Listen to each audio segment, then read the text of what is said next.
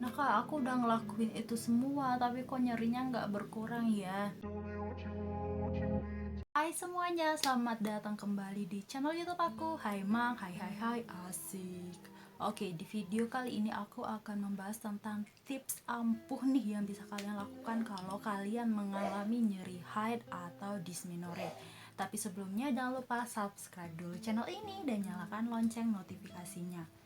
Nah, bagi kalian nih yang pertama kali nonton video aku, lebih baik kalian tonton dulu nih video aku yang sebelumnya tentang nyeri haid itu berbahaya nggak sih, perlu diperiksain nggak sih, supaya nanti apa yang aku sampaikan itu lebih nyambung dan kalian bisa lebih memahaminya. Nanti aku akan taruh linknya di description box.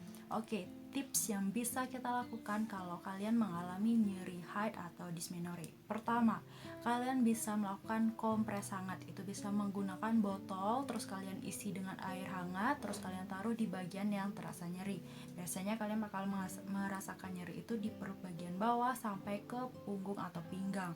Terus boleh pakai waslap atau handuk kak? Boleh aja kalau kalian mau menggunakan itu. Tapi kalau kalian menggunakan waslap atau handuk, itu suhu hangatnya bakalan cepet turun dan kalian harus bolak-balik celupin tuh handuk atau waslapnya ke air hangat. So, kalau kalian pakai botol atau dengan menggunakan buli-buli untuk melakukan kompres hangat, itu kan suhu hangatnya bakalan konstan tuh, nggak cepet turun. Jadi lebih efektif buat kalian bisa menurunkan rasa nyeri yang kalian rasakan. Terus kenapa sih kok harus pakai kompres hangat? Kenapa nggak pakai kompres dingin aja? Es batu ditaruh di perut. Nah, suhu yang hangat itu akan mengurangi ketegangan pada otot sehingga otot-otot akan menjadi rileks dan nyeri kalian akan berkurang. Yang kedua, kalian bisa mandi pakai air hangat. Kalau kalian punya aromaterapi atau suka menggunakan aromaterapi, itu bisa kalian tambahkan di air yang akan kalian gunakan untuk mandi. Yang ketiga, kalian bisa minum minuman yang hangat atau kalian bisa minum minuman kunyit asam. Loh, kenapa kok kunyit asam? Nah, kunyit itu memiliki kandungan kurkumin dan antosianin. Kedua kandungan yang terdapat pada kunyit itu akan mengurangi inflamasi atau peradangan yang terjadi sehingga nyeri yang kalian rasakan akan berkurang. Selanjutnya adalah kalian melakukan manajemen stres yang baik. Nah, salah satu yang bisa kalian lakukan dan simple banget bisa dilakukan di mana aja, yaitu kalian bisa melakukan relaksasi nafas dalam. Caranya gimana sih, Kak? Nah, yang pertama, kalau misalnya kalian di rumah, lebih baik posisi yang kalian ambil adalah rebahan atau tiduran. Tapi kalau kalian lagi di luar rumah, lagi sekolah, lagi kerja, usahakan cari posisi yang nyaman, duduk senderan atau posisi senyaman kalian, pokoknya yang kalian temukan pada saat itu. Terus kalian taruh nih kedua tangan kalian di bagian yang terasa nyeri. Terus setelah itu kalian pejamkan mata. Terus tarik nafas melalui hidung, tahan selama 3 detik, habis itu kalian hembuskan melalui mulut. Oke, kita lakukan bersama-sama ya. Pejamkan mata, tarik nafas melalui hidung, tahan 3 detik, hembuskan. Nah, kalian bisa melakukan itu berulang-ulang sampai kalian menjadi rileks, terus nyerinya berkurang.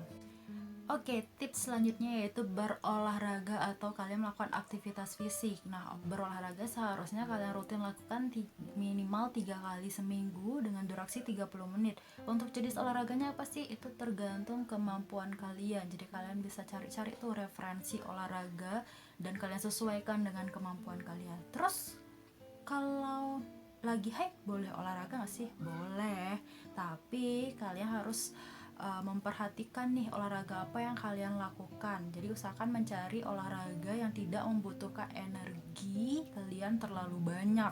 Misalnya kalian bisa melakukan yoga. Nah, kenapa sih harus berolahraga? Karena dengan kalian berolahraga itu akan meningkatkan aliran darah dan juga meningkatkan produksi endorfin dalam tubuh kalian sehingga kalian menjadi lebih tenang, menjadi lebih rileks dan nyeri yang kalian rasakan itu akan berkurang.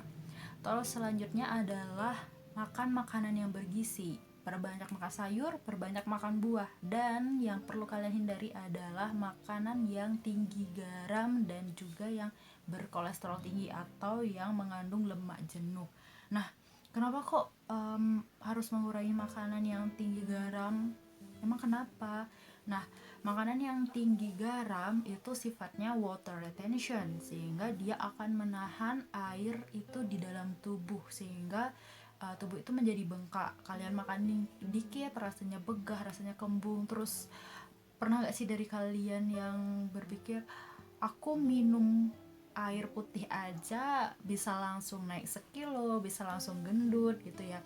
Nah, salah satunya mungkin kalian sebelum menimbang itu beberapa hari sebelumnya kalian makan makanan yang mengandung garam atau natrium yang tinggi. Ingat, garam itu nggak hanya garam dapur, tetapi kalau kalian makan snack, makan mie instan atau ciki-cikian yang lain, nah itu dia mengandung natrium atau garam.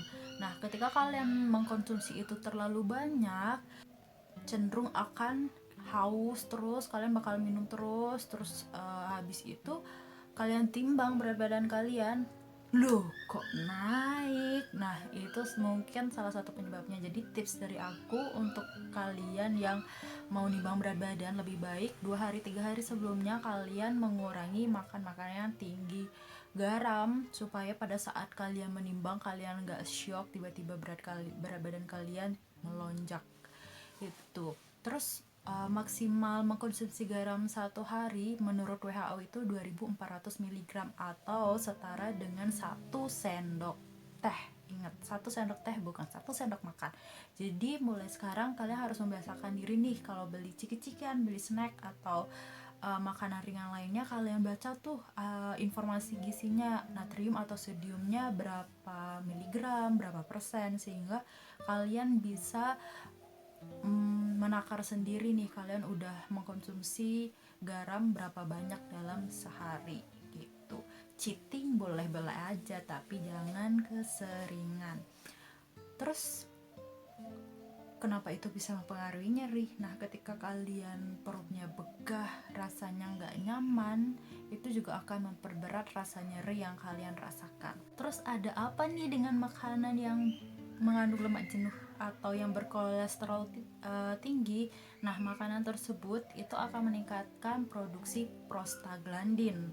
Seperti yang udah aku jelasin di video sebelumnya, ketika prostaglandin produksinya semakin banyak, rasa nyeri yang kalian rasakan pasti akan meningkat pula gitu. Siapa nih dari kalian yang kalau makan gorengan itu nggak cukup satu, pasti hilaf, makan tiba-tiba kok udah habis 3 biji 4 biji. Lebih baik kalian mulai kurangi ya. Nah kak, aku udah ngelakuin itu semua tapi kok nyerinya nggak berkurang ya. Nah, last choice, ingat, last choice yang bisa kalian lakukan adalah mengkonsumsi obat pengurang rasa nyeri atau misalnya asam mefenamat. Tapi perlu kalian garis bawahi, mengkonsumsi obat pengurang nyeri itu harus sesuai dosis dan aturan pakai. Jadi nggak sembarangan kalian beli di apotek, kalian konsumsi tanpa tahu dosis dan aturan pakainya. Terus udah minum obat pengurang nyeri nih, tapi kok nyerinya juga nggak berkurang ya, nyeri headnya berkelanjutan.